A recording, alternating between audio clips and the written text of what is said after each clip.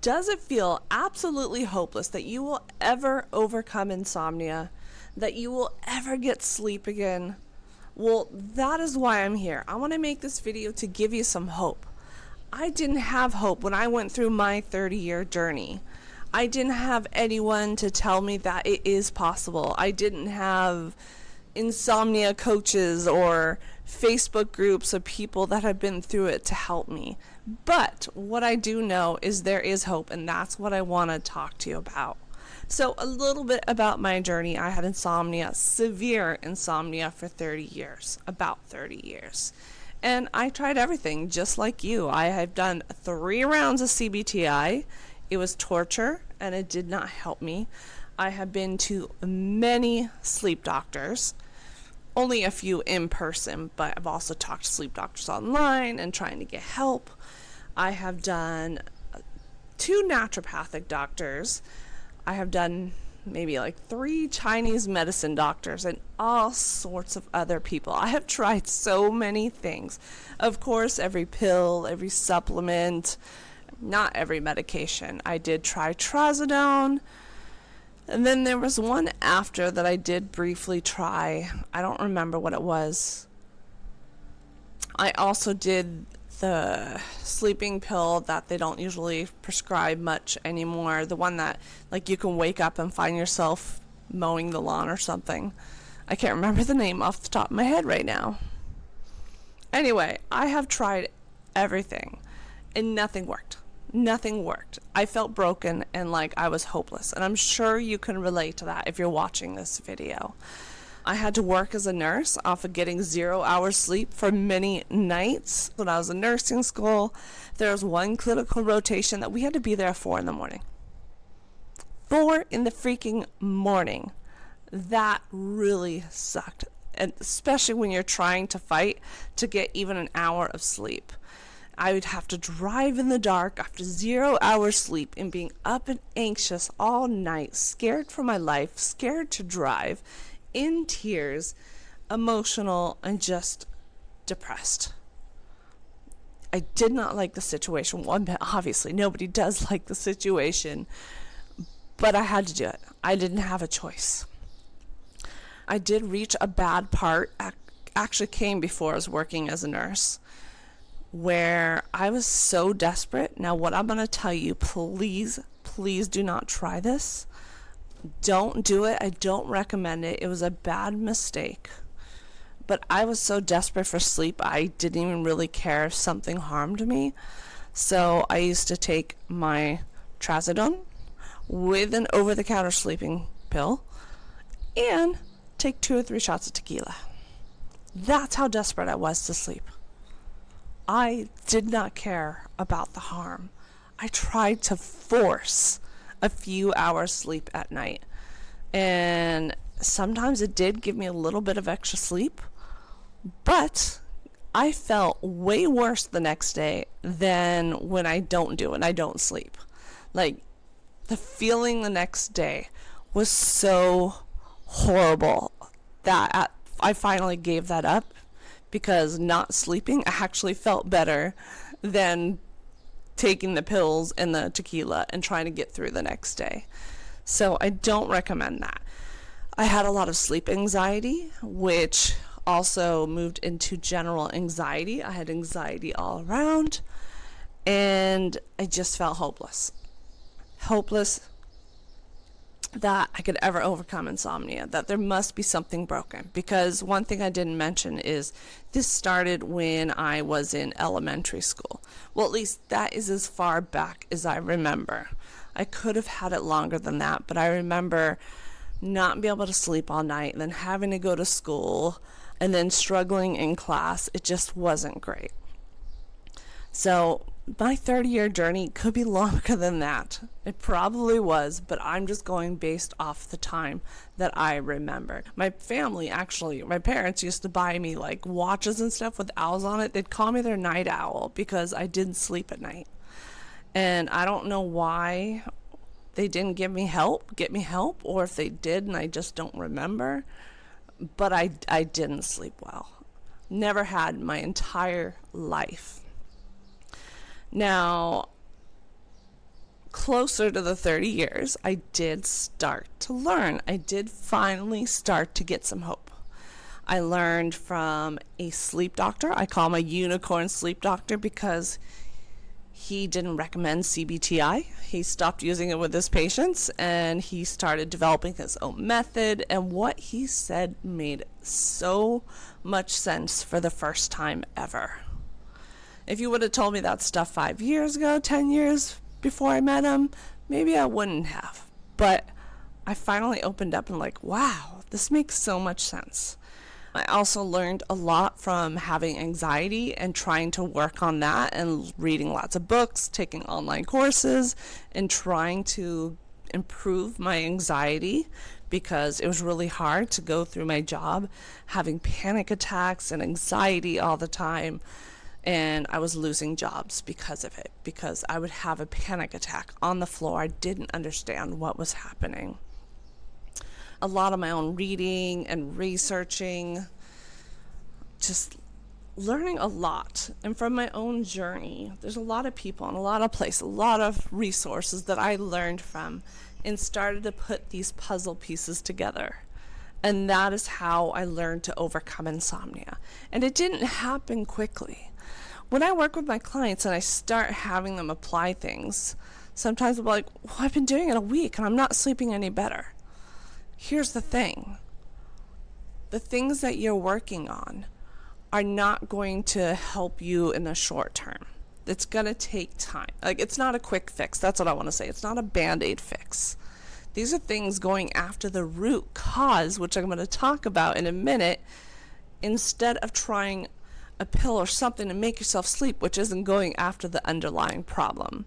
I spent way too much time trying to fix my hormones, trying to fix my gut health, trying to fix this and that, all these different things that they say causes insomnia. And that is not the root cause of chronic insomnia.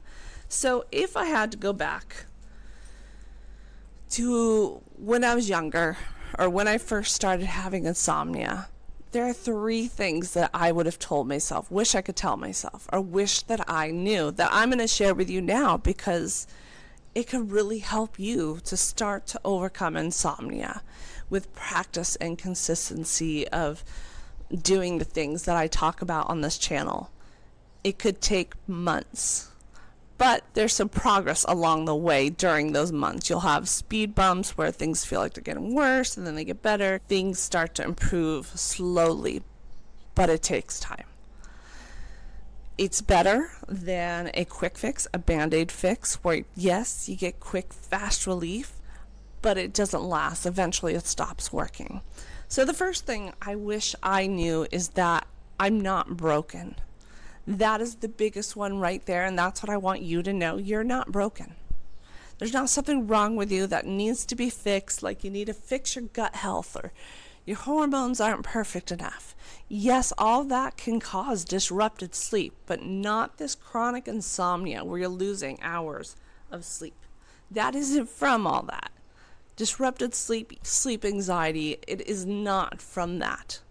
So I want you to take a deep breath because you're not broken. You are not. Now, that brings me to my next point that I wish I understood.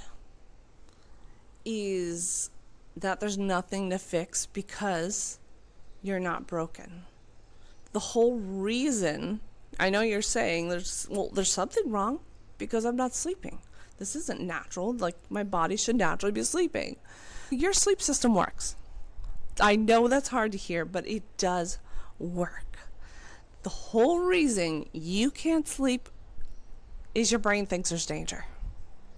Your brain thinks you're in danger every single night, and it does not want to let you sleep. Because if you go to sleep, that puts you at danger. Now think about this. Every single night, you're scared of the night. You're starting to fear it. It becomes nighttime. You're starting to become anxious and fearful. You're trying to escape it with everything that you can. Guess what those signals are sending to your brain? What kind of signals? Signals of danger. That's right. You're telling your brain there is danger. Your brain doesn't actually understand there's no physical threat like right in front of you. it just knows you're sending signals of danger. So it activates that fight or flight system, and it's keeping you awake on purpose so that you don't go into a deep, long sleep, which puts you at risk of danger.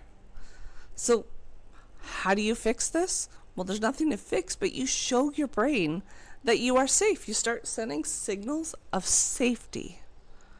That's what it comes down to. The root cause of all this is that fear. So you need to start showing your brain that you are safe by not trying to escape or resist being awake. Yes, you don't want to be awake. I understand that. I didn't either. But instead of fighting it and resisting it and trying to force sleep to happen, I would do something I enjoy. I would do something relaxing. And believe it or not, I watched an iPad every single night watching Friends until I fell asleep to Friends. That's what began the whole journey, is me just watching Friends. Instead of focusing and getting frustrated about being awake, I enjoyed myself laughing a little bit. Do you think laughing and not focused on trying to make sleep happen and being fearful, like, what kind of signals is that going to send? Safety, right? If you're in danger, you're not going to be laughing. Maybe just a little bit enjoying yourself because you're enjoying the show and laughing a little bit and taking your mind off of being awake. That is going to send signals of safety. So every single symptom that you get with insomnia, whether it's, sorry, I have a hair right on my nose that's bothering me, whether it's anxiety, racing mind, being awake at night, everything, instead of fighting it and resisting it, and you allow it and remind yourself that you're safe and that you're okay and you will get through this, even though it doesn't feel like it, you have evidence that you have made it through every single day. This is how you go after the root cause. No, it's not going to be a quick fix. No, it's not going to happen in a week. Probably not in a month, unless you've had chronic insomnia for a short amount of time. But it's going to take time and consistency. And there will be improvements. And then there will be days where things get worse again and you feel like you're back to square one, which you aren't. But you have to remind yourself in those moments that I'm not back in square one. It's just your brain kind of showing up with, like, careful, we don't want you to be in danger. It just starts to reactivate. And then you have to continue to show it that you're safe. I just wanted to give you hope. And the third thing was that progress is not what you expect. Progress isn't about the number of hours of sleep or the quality of your sleep. Overcoming insomnia progress is more about how you react and meet the symptoms and things that you don't like being awake, when you have anxiety, when you have a racing mind, all the different things that are uncomfortable and we want to escape. It's about how you react. Do you react with fear and resistance? Or can you soften a little? I use the word soften a lot because sometimes it's hard to go straight from fearful and resistance to be like, okay, I'm accepting this and allowing it because I can't change it anyway. It's really hard to go between the two. But if you can think of just softening a little bit, a little less resistance, like just soften a little bit, that is a start. Even if it's only for 5 seconds or 1 second, just keep practicing and allowing, and you will get there. And that's what's going to tell your brain or teach your brain, show your brain that you are safe. So that's it. I just wanted to give you some hope today. I wanted to let you know that even if you've had insomnia 20, 30, 40, 50, 60 years, you can still overcome insomnia. I am proof, and I want to share this hope with you. So that's it. I hope you have a great day, and I will see you in the next video. Bye.